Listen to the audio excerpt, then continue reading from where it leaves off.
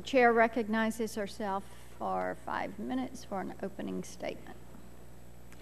I am pleased to support this bipartisan legislation, which will make sure we work through a checklist of to-do items before completing the IANA transition. For the multi-stakeholder model of Internet governance to work, we need transparency, credibility, and accountability. We still don't have that with ICANN.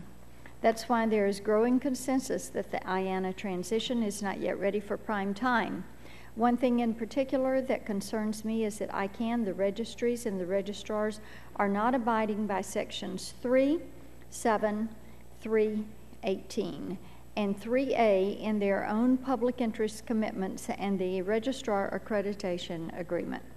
These contractual provisions created through the multi-stakeholder process require ICANN, the registries, and the registrars to prohibit domain name holders from engaging in illegal activity, such as distributing malware, abusively operating botnets, phishing, piracy, trademark, or copyright infringement, fraudulent or deceptive practices, counterfeiting, or otherwise engaging in activity contrary to applicable law.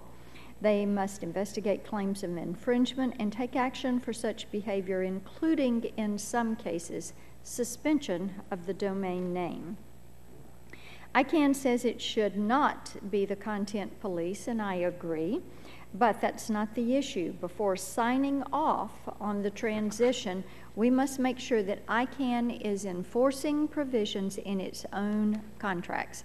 I believe this bill requires the NTIA to certify that this is occurring before the transition takes place.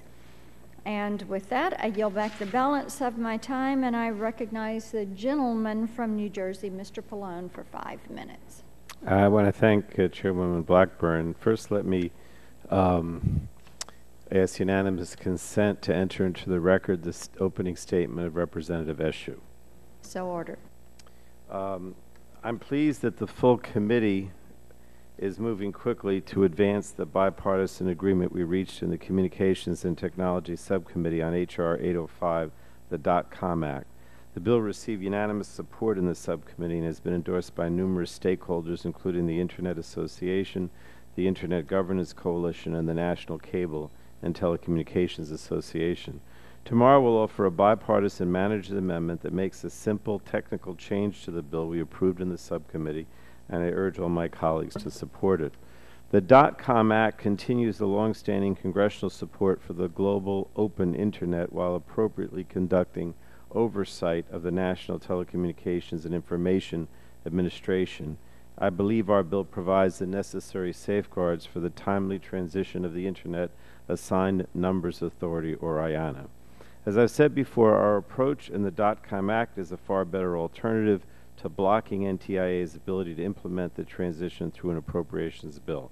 I'm committed to working with my colleagues to see the DOTCOM Act becomes law and removes the funding limitation that was included in the House Commerce, Justice, and Science Appropriations Bill.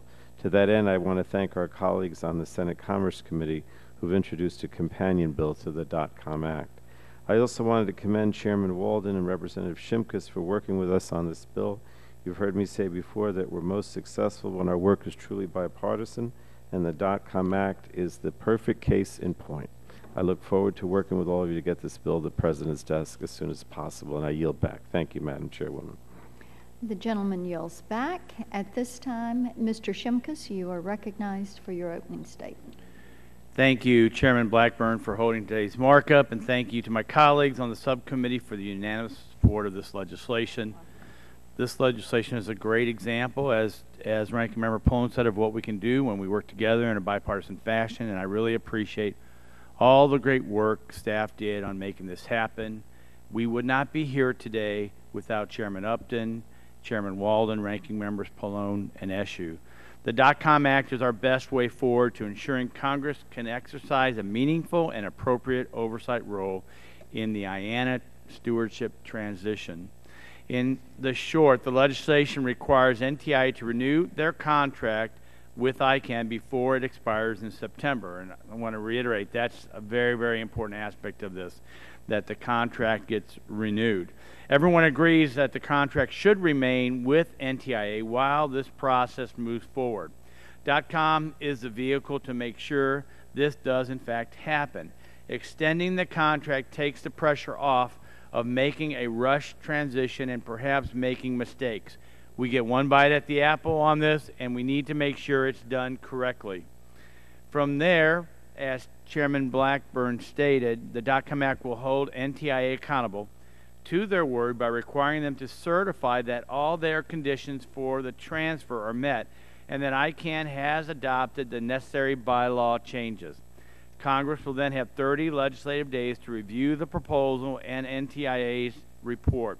If everything checks out, the transition can move forward without further delay. If legitimate concerns remain, we can take additional legislative action at that time. This is an important moment for the Internet, but there's no moving back into mom and dad's basement if it doesn't work out. We only have one chance to get this right. So I urge my colleagues to vote yes on the DOTCOM Act so we can move forward in a thoughtful and a responsible way. And with that, Madam Chairman, I yield back my time. The gentleman yields back. Mr. Bilirakis, you are recognized for 3 minutes for an opening statement. Thank you, Madam Chairwoman. Appreciate it very much. The DOTCOM Act is an important piece of legislation. We must ensure that the Internet that we know, love, and depend on remains a vibrant and open marketplace for goods and ideas. The bill is a bipartisan product of years of hard work on an issue that could have disastrous consequences if left uncontrolled. With swift passage of this legislation, we will ensure that the Internet Assigned Numbers Authority, or IANA, will continue to be governed in a responsible and reasonable manner. I applaud the work that Representative Shimkus, Chairman Walden, and Ranking Member Pallone have put into this piece of legislation. This bill will guarantee an important transition will be done properly and with necessary oversight. I yield back. Thank you. The gentleman yields back his time. The chair calls up H.R. 805 as forwarded by the Subcommittee on Communications and Technology and asks the clerk to report. H.R. 805 to prohibit the National Telecommunications and Information Administration from relinquishing responsibility over the Internet domain name system until the Comptroller General of the United States submits to Congress a report on the role of the NTIA with respect to such system. Without objection, the first reading of the bill is dispensed with, and the bill will be open for amendment at any point. So ordered.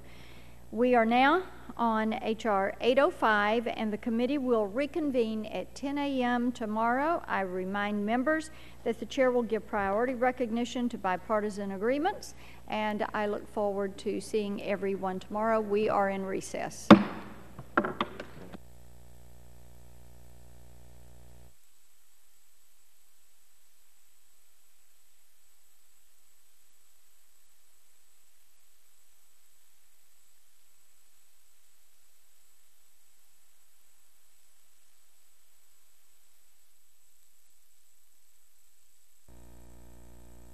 All right. Committee will come to order. At the conclusion of opening statements yesterday, the chair called up H.R. 805, DOTCOM Act of 2015, and the bill was open for amendment at any point. Are there any bipartisan amendments to the bill? Seeing none, are there any other amendments to the bill? Chair would recognize the gentleman from Illinois, Mr. Shimkus. Thank you, Mr. Chairman. I do believe this is probably a bipartisan amendment since it was suggested by the administration that we change the language from implemented. Shimkus Obama. That's what this is, right? The Illinois connection. You really want me to No, lose right. my reelection, Yeah. Mr. Chairman? Does this include TAA? Gentlemen, the clerk will report the title of the amendment. Amendment to the committee print of H.R. 805 offered by Mr. Shimkus of Illinois. And the amendment will be considered as read. The gentleman is recognized for 5 minutes. Thank you, Mr. Chairman. As I said, it just changes the word from that currently is implemented, strikes that word, and inserts the word adopted. I would just note out of fun that we just got the release from the Mr. Strickland, who's the head of NTIA, and in his written statement, he uses the word implemented 3 times.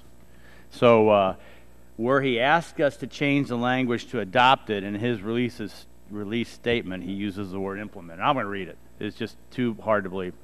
I hope the community starts to focus on the matter of implementation of its recommendations.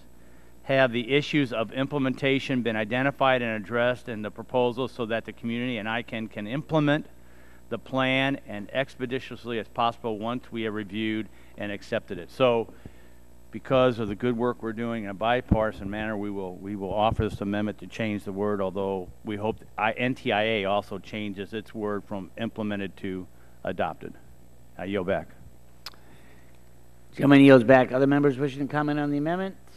Seeing none, the vote occurs on the amendment offered by the gentleman from Illinois. All those in favor will say aye. Aye. Those opposed say no. In the opinion of the chair, the ayes have it. The ayes have it. The amendment is adopted. Are there further amendments to the bill?